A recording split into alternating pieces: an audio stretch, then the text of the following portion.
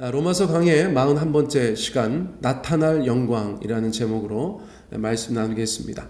오늘 본문 말씀이 제법 길죠. 평소에 비해서. 그래서 바로 18절 말씀 나누겠습니다. 생각하건대 현재의 고난은 장차 우리에게 나타날 영광과 비교할 수 없도다. 지난 주일 설교에서 제가 인용했었던 말씀이기도 해요. 너무나 유명하죠. 현재의 고난은 장차 우리에게 나타날 영광과 비교할 수 없다. 이 말씀입니다. 그런데 28절 말씀은 당연히 17절에서 이어집니다. 제가 지금 임의로 설교 본문을 나누고 있기 때문에 이어지는 본문도 때로는 분리되기도 하지요. 자, 17절에서 사도 바울이 뭐라고 말하였죠? 우리가 하나님의 상속자로서 영광을 받기 위하여 고난도 함께 받아야 할 것을 말하였어요. 영광을 받기 위하여 고난도 함께 받아야 할 것. No cross, no crown. 십자가 없이는 면류관도 없다. 이 말은 굉장히 유명한 말이죠. 그러므로 십자가가 없으면 영광도 없다는 메시지는 성경 전체에서 도도하게 흐르는 하나의 줄기 메시지 중에 하나라는 것을 저희가 잘 알고 있습니다. 또 최근에 요한계시록 다시 공부하면서 제가 얻고 있는 교훈이기도 합니다.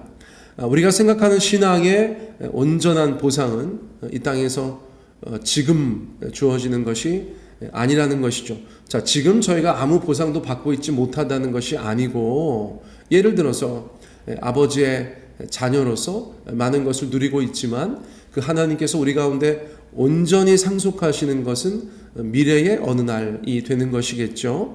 자, 그런 것입니다. 자, 그런데 이 말씀, 십자가 없이는 면류관 없다는 그런 내용의 말씀을 접하는 성도들은 부담스럽고 또 고민이 될 수밖에 없어요. 이 땅에서 신자로서 감당해야 하는 모든 것들이 그렇게 고난을 받을 만큼 충분히 가치가 있는 것인가, 그런 생각을 할 수도 있는 것입니다.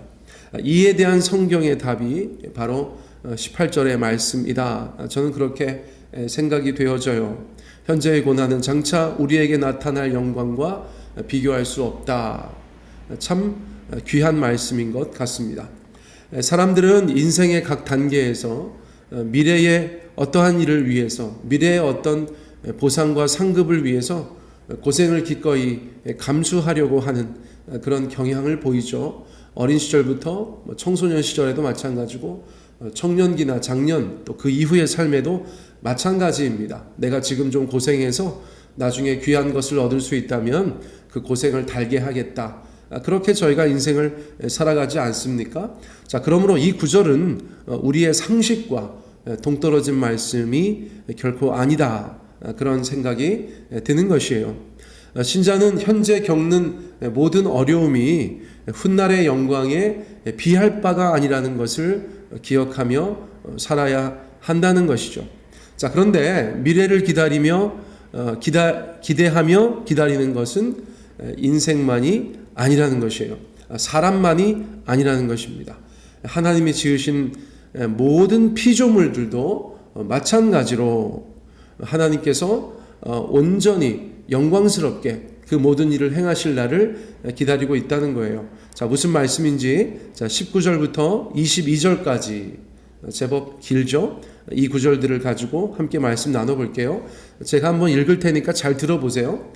피조물이 고대하는 바는 하나님의 아들들이 나타나는 것이니 피조물이 허무한데 굴복하는 것은 자기 뜻이 아니요 오직 굴복하게 하시는 이로 말미암음이라. 그 바라는 것은 피조물도 썩어짐의 종노릇한 데서 해방되어 하나님의 자녀들의 영광의 자유에 이르는 것이니라.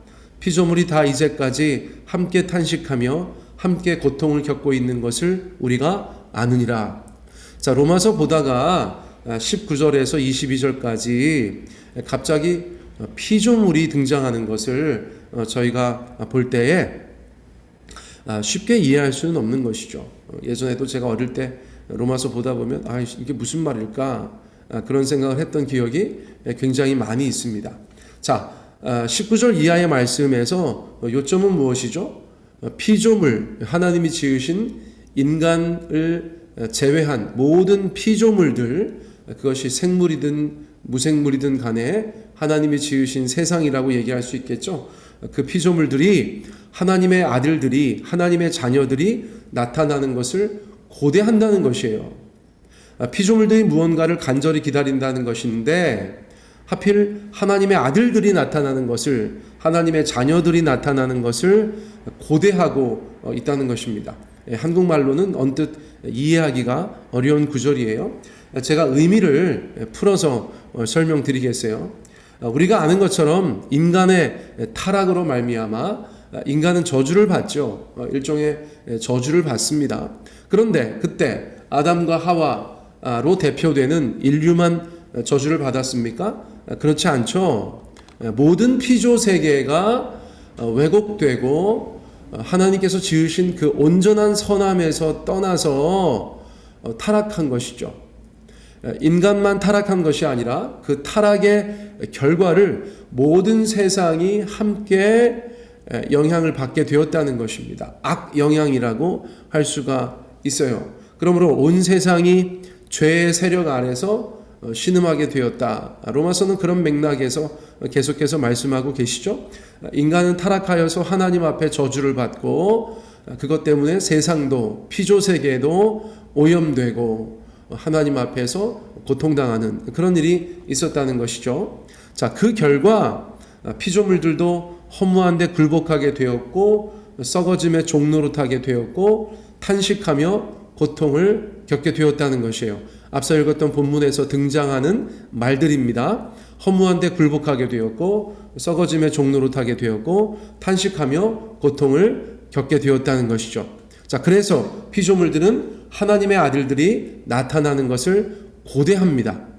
하나님의 아들들이 나타난다는 말은 무슨 말인가? 하나님의 자녀들이 나타난다는 말은 무슨 말인가? 이것은 신자들의 자녀됨이 사람들 앞에 드러나고 명확해지고 인정받는 것을 뜻하는데요. 언제요? 마지막 때에, 종말의 때에, 모든 것을 하나님께서 새롭게 하시는 그때에 우리 같은 믿는 자들이 하나님과 사람들 앞에서 하나님 앞에 자녀됨이 온전히 드러나고 명확해지고 인정받는 것, 다시 말하면 구원이 완성되는 것, 하나님의 나라가 완성되는 것, 그것을 의미한다고 볼 수가 있어요. 자, 신자가 하나님의 자녀로 분명히 드러나는 그때는 어떤 때입니까?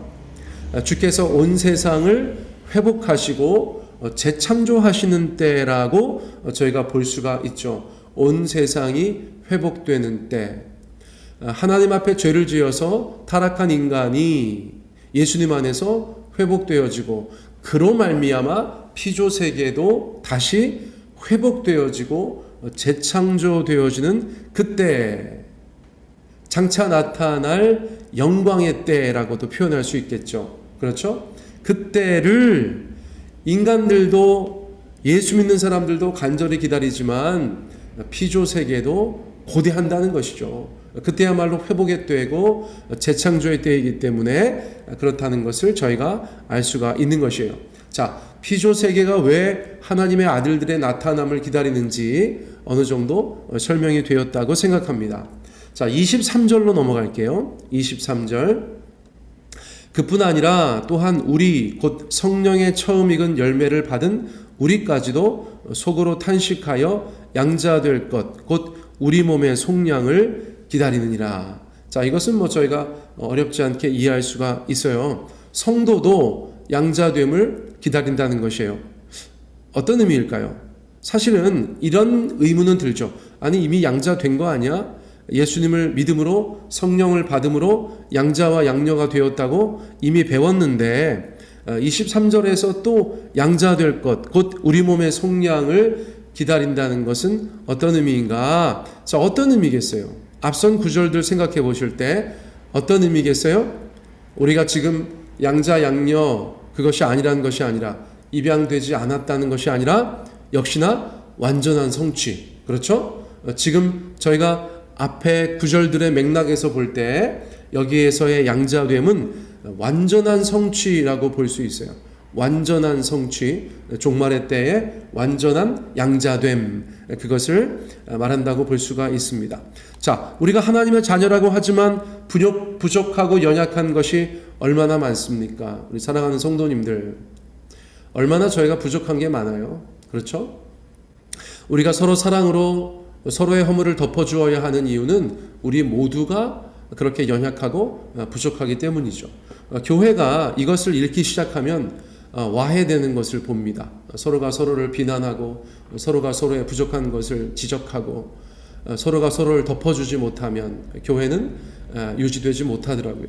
자, 우리가 하나님 앞에서 그 부족함과 연약함을 뼈저리게 깨닫고 있어요. 자, 그 부족함과 연약함이 최종적으로 온전해질 때가 바로 역시나 종말의 때라는 것이에요. 우리가 주님 앞에 설 때, 우리가 주님의 온전한 양자 될 때, 그거라는 것을 말해주고 있는 것이죠. 자, 그러므로 우리도 온전한 양자됨을 기다리는 것이죠. 우리 몸의 완전한 속량을 기다리는 것이죠. 자, 신자가 종말의 때를 사모하는 여러 가지 이유 중에 이 또한 포함된다. 저희가 그렇게 이해할 수 있겠습니다. 자, 24절과 25절, 자, 마지막 구절들인데요. 우리 같이 한번 살펴볼까요? 우리가 소망으로 구원을 얻었음에 보이는 소망이 아니니 보는 것을 누가 바라리요? 만일 우리가 보지 못하는 것을 바라면 참음으로 기다릴지니라. 그렇습니다. 하나님께서 우리에게 약속하셔서 우리가 간절히 소망하는 것은 보이는 소망이 아니라는 것이죠. 자, 소망이라는 것은 대부분 보이지 않는 것이에요. 내가 어떤 일을 소망한다. 그것은 지금 당장 눈앞에 있는 것도 아니고 손에 잡히는 것도 아니죠. 자, 보이는 것은 바라지 않는다. 보이는 것은 바라지 않죠. 보이는 것은 뭘 바랍니까? 보이는데. 그렇죠? 자, 우리가 바라는 것은 보이지 않는 것이에요. 그러니까 우리가 보지 못하는 것을 바라면 참음으로 기다려야 한다는 것이죠. 또 중요한 신앙의 주제인 인내, 견딤, 그것을 오늘의 본문 말씀에서도 저희 가운데 해주고 계세요. 앞서 말씀을 주신 그 내용들은 눈에 보이는 것은 아니라는 거예요. 지금 당장 손을 뻗어서 붙잡을 수 있는 것은 아니라는 것이에요.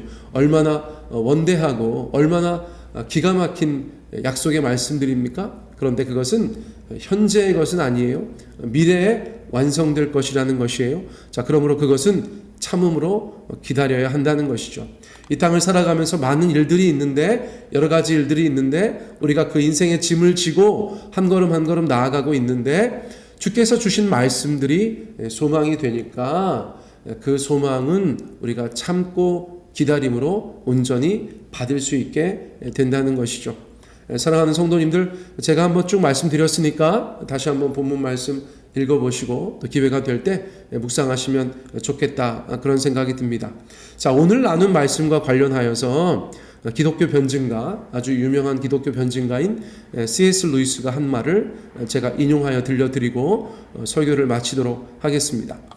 하나님은 아무리 연약하고 더러운 인간이라도 지금으로서는 도무지 상상할 수 없을 만큼 힘과 기쁨과 지혜와 사랑으로 약동하는 눈부시게 빛나는 불멸의 존재로 그분 자신의 다함없는 능력과 즐거움과 선함을 완벽하게 반영하는 티 없이 맑은 반사체로 우리를 만드실 것입니다.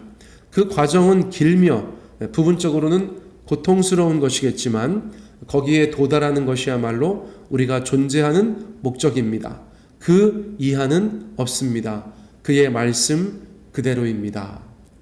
영어를 번역해 놓은 것이니까 저희가 피부에 와닿지는 않는데 어떤 내용인지는 아시겠죠? 우리 마음을 이렇게 어루만져주는 포인트가 무엇인지는 아시겠죠? 그 과정은 길며 부분적으로 고통스러운 것이겠지만 거기에 도달하는 것이야말로 우리가 존재하는 목적입니다. 여러분, 쉽지 않을 거예요. 그러나 그 전 과정을 완주하고 하나님의 약속의 말씀이 우리 가운데 온전히 성취되는 그날, 여러분, 그날을 저희가 온전히 소망하게 되기를 간절히 원합니다. 우리는 구원받은 존재들입니다. 천국을 이미 소유한 백성들입니다. 그러나 미래에 하나님의 상속자로서 온전한 그 보상을 받게 될 자들이다라는 것을 분명히 기억하셨으면 좋겠어요. 그러므로 그 소망을 바라고 참음으로 기다리는 저와 여러분의 믿음의 삶, 인생의 여정 되시기를 예수님의 이름으로 축복합니다.